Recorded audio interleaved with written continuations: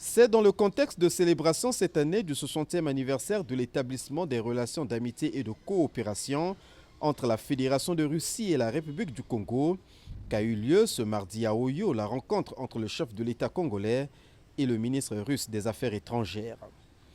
Denis Sassou Nguesso et Sergueï Lavrov ont saisi cette occasion pour revisiter les principaux axes de ces relations qui touchent les domaines variés comme ceux de la politique, de l'économie et du social. Les deux personnalités ont ainsi réitéré leur volonté commune d'œuvrer inlassablement au raffermissement de ces liens dans l'intérêt des deux pays et des deux peuples. À la fin de ces entretiens entre les deux hommes d'État, une conférence de presse a été organisée à Ngolo-Douai au cours de laquelle Sergueï Lavrov a réaffirmé l'engagement de la Fédération de Russie à promouvoir des rapports plus améliorés et dynamiques avec la République du Congo.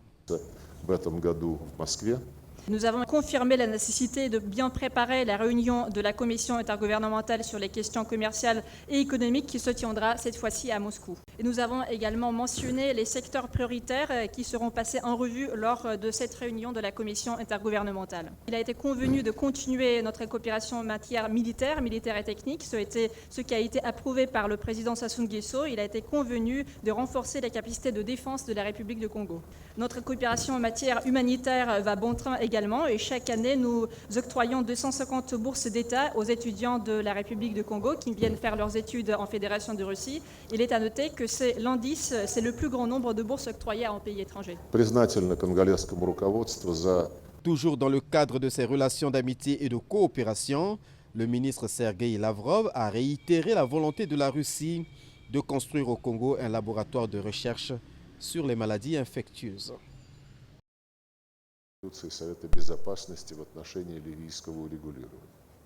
Notre position est bien connue, nos évaluations de ce conflit sont aussi bien connues. Nous considérons que ce qui s'est passé en Libye, c'était de la tragédie, mais c'est une tragédie qui a eu ses auteurs. Cette tragédie s'est produite en 2011. Je pense que le plus important pour la Libye maintenant, c'est de trouver les moyens pour unir les forces politiques et de trouver une approche qui assurera le rétablissement du pays.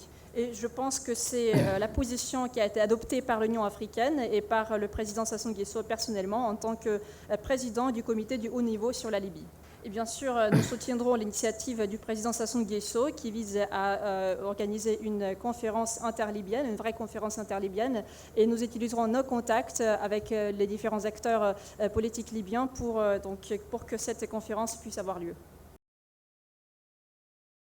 Le conflit entre la Russie et l'Ukraine préoccupe à plus d'un titre le chef de l'État congolais Denis Sassou Nguesso au regard des conséquences qu'il engendre non seulement parmi les belligérants, mais aussi au niveau des autres pays du monde, africains notamment, a déclaré le ministre congolais des Affaires étrangères, de la francophonie et des Congolais de l'étranger. Intervenant sur cette question brûlante, précisément sur les pistes à privilégier pour mettre un terme aux différends entre les deux voisins, Jean-Claude Gakosso a énoncé une seule, à savoir le dialogue, qui pour lui demeure la voie royale vers la restauration de la paix et du bon voisinage.